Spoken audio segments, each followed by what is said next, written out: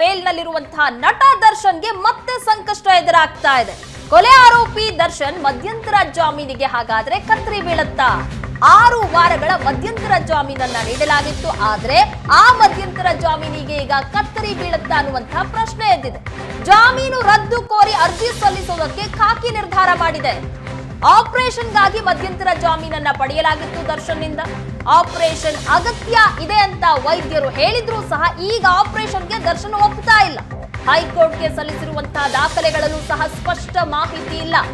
ಸುಪ್ರೀಂನಲ್ಲಿ ಅರ್ಜಿ ಬರುವಷ್ಟರಲ್ಲಿ ಆಪರೇಷನ್ ಆಗಬೇಕು. ಆಪರೇಷನ್ ಆಗದೇ ಇದ್ರೆ ಮಧ್ಯಂತರ ಜಾಮೀನು ರದ್ದಾಗುವಂತಹ ಸಾಧ್ಯತೆ ಇದೆ. ಆಪರೇಷನ್ ಮಾಡಿಸಬೇಕಾದಂತಹ ಸಂಕಷ್ಟಕ್ಕೆ ಈಗ ದರ್ಶನ್ ಸಿಲುಕಿದ್ದಾರೆ. ಆಸ್ಪತ್ರೆಗೆ ದಾಖಲಾಗಿ 15 ದಿನ ಕಳೆದ್ರೂ ಸಹ ಇನ್ನೂ ಸರ್ಜರಿ ಆಗಿಲ್ಲ. ಸೋಮವಾರ ಸುಪ್ರೀಂಗೆ ಮೇಲ್ಮನವಿಯನ್ನ ಸಲ್ಲಿಕೆ ಮಾಡುವಂತಹ ಸಾಧ್ಯತೆ ಇದೆ. ಮೇಲ್ಮನವಿ ಅರ್ಜಿ ಸಿದ್ಧಪಡಿಸಿದ್ದಾರೆ ಈಗಾಗಲೇ ಎಸ್ಪಿಪಿ ಪ್ರಸನ್ನ ಕುಮಾರ್.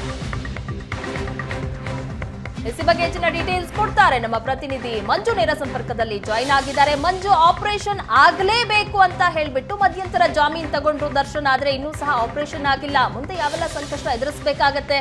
ಈಗಾಗಲೇ ಮೇಲ್ಮನವಿಗೂ ಸಹ ಅರ್ಜಿ ಸಿದ್ಧಪಡಿಸಿ ಕೂತಿದ್ದಾರೆ ಪ್ರಸನ್ನ ಕುಮಾರ್. ಏನೆಲ್ಲ ಬೆಳವಣಿಗೆ ಆಗಬಹುದು? ಪ್ರಗತಿ, ಈಗ ಅಂದರೆ ಸೋಮವಾರ ಏನು ಮೇಲ್ಮನವಿನ ಸಲ್ಲಿಸಲಿಕ್ಕೆ ಸುಪ್ರೀಂ ಕೋರ್ಟ್ಗೆ ಏನು ಮಧ್ಯಂತರ ಜಾಮೀನು ಅರ್ಜಿಯನ್ನು ವಜಾಗೊಳಿಸುವಂತೆ ಅರ್ಜಿಯನ್ನು ಸಲ್ಲಿಸಲಿಕ್ಕೆ ಈಗಾಗಲೇ ಏನು ತನಿಖಾಧಿಕಾರಿಗಳು ಜೊತೆಗೆ ಎಸ್ಪಿಪಿ ಪ್ರಸನ್ನ ಕುಮಾರ್ ಈಗಾಗಲೇ ಸಿದ್ಧತೆಯನ್ನು ಮಾಡಿಕೊಂಡಿರ್ತಕ್ಕಂಥದ್ದು.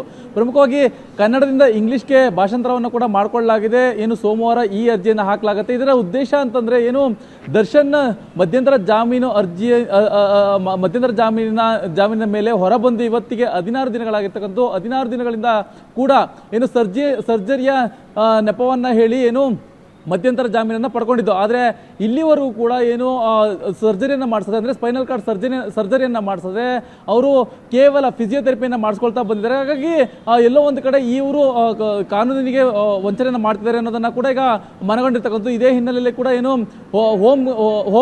ಹೋಮ್ ಆಫೀಸಿಂದ ಕೂಡ ಈಗಾಗಲೇ ಅನುಮತಿಯನ್ನು ಕೂಡ ಪಡ್ಕೊಂಡು ಬಂದಿದ್ದಾರೆ.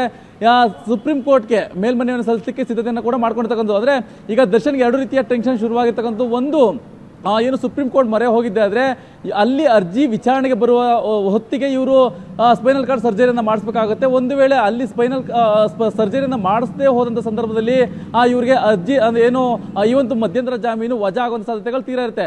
ಒಂದು ವೇಳೆ ಈ ಒಂದು ಸ್ಪೈನಲ್ ಕಾರ್ಡ್ ಸರ್ಜರಿಯನ್ನು ಮಾಡಿಸಿದ್ದೇ ಆದರೆ ಇವ್ರ ಮುಂದಿನ ಕೆರಿಯರ್ ಏನಿರುತ್ತೆ, ಸಿನಿಮಾ ಕೆರಿಯರ್ ಬಹಳ ಸಂಕಷ್ಟ ಉಂಟುತ್ತೆ. ಯಾಕಂದರೆ ಈ ಒಂದು ಸ್ಪೈನಲ್ ಕಾರ್ಡ್ ಸರ್ಜರಿ ಮಾಡಿದಂಥ ಸಂದರ್ಭದಲ್ಲಿ ಅವರ ಬಾಡಿ ಲ್ಯಾಂಗ್ವೇಜ್ ಚೇಂಜ್ ಆಗುತ್ತೆ. ಸಿನಿಮಾಗಳಲ್ಲಿ ಸಾಕಷ್ಟು ದೊಡ್ಡ ಮಟ್ಟದ ಸ್ಟಂಟ್ಗಳಿರ್ಬೋದು, ಮತ್ತೆ ಡ್ಯಾನ್ಸ್ ಇರ್ಬೋದು, ಈ ರೀತಿಯಾದಂಥ ಬಲವಾದಂಥ ಒತ್ತಡವನ್ನು ಹಾಕ್ತಕ್ಕಂಥ ಏನು ಸ್ಟಂಟ್ಗಳಿರ್ಬೋದು, ಇದನ್ನ ಮಾಡಲಿಕ್ಕೆ ಅವಕಾಶ ಇರೋದಿಲ್ಲ.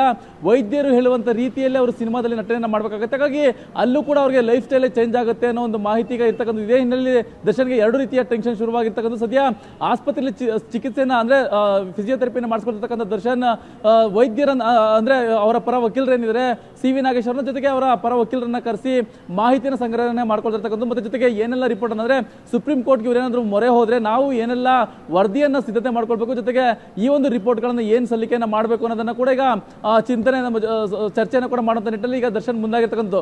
ಪ್ರಮುಖವಾಗಿ ಈ ಒಂದು ಅಂದರೆ ಏನು ತನಿಖಾಧಿಕಾರಿಗಳು ಮತ್ತು ಜೊತೆಗೆ SPP ಏನಿದ್ದಾರೆ ಇವರು ಮೇಲ್ಮನವಿಯನ್ನು ಸಲ್ಲಿಸಲಿಕ್ಕೆ ಪ್ರಮುಖವಾದಂಥ ಅಂಶಗಳು ಅಂತಂದಾಗ, ಒಂದು ಹೈಕೋರ್ಟ್ಗೆ ಇವರು ಸಲ್ಲಿಸತಕ್ಕಂಥ ದಾಖಲೆಗಳಂತಂದರೆ ವೈದ್ಯಕೀಯ ರಿಪೋರ್ಟ್ ಇದೆ. ಆ ರಿಪೋರ್ಟ್ಗಳು ಅಸ್ಪಷ್ಟವಾಗಿದೆ, ಸ್ಪಷ್ಟತೆ ಇಲ್ಲ ಅನ್ನೋ ಒಂದು ಆಧಾರದ ಮೇರೆಗೆ ಕೊಟ್ಟಿದೆ. ಆದರೆ ಮತ್ತೊಂದು 16 ದಿನಗಳಾದರೂ ಕೂಡ ಅಂದರೆ ಇವರು ಮೆಡಿಕಲ್ ಸಬಬನ್ನ ಹೇಳಿ ಇವರು ಅಂದರೆ ಸರ್ಜರಿ ಮಾಡಿಸ್ಬೇಕು ಅಂತ ಹೇಳಿ ಇವರು ಹೊರಬಂದು ಅಂದರೆ ಮಧ್ಯಂತರ ಜಾಮೀನನ್ನು ಪಡ್ಕೊಂಡು ಬಂದು ಇನ್ನೂ ಕೂಡ ಸರ್ಜರಿಯನ್ನು ಮಾಡಿಸದೆ ಕೇವಲ ಫಿಸಿಯೋಥೆರಪಿಯನ್ನು ಮಾಡಿಸ್ಕೊಂಡೇ ಇವರು ಸಬಬನ್ನು ಹೇಳ್ತಿದ್ದಾರೆ. ಹಾಗಾಗಿ ಇವರಿಗೆ ಮಧ್ಯಂತರ ಜಾಮೀನನ್ನು ಕ್ಯಾನ್ಸಲ್ ಮಾಡಬೇಕು ಅಂತ ಹೇಳಿ ಈಗ ಮೇಲ್ಮನವಿ ಸಲ್ಲಿಸುವಂತ ನಿಟ್ಟಿನಲ್ಲಿ ಮುಂದಾಗ್ತಿರ್ತಕ್ಕಂಥದ್ದು.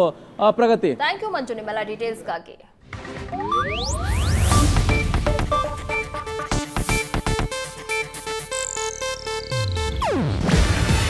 ಇದು ಏಷ್ಯಾನೆಟ್ ನ್ಯೂಸ್ ನೆಟ್ವರ್ಕ್ ಪ್ರಸ್ತುತಿ. ನೀವು ನೋಡ್ತಿದ್ದೀರಾ ಏಷ್ಯಾನೆಟ್ ಸುವರ್ಣ ನ್ಯೂಸ್.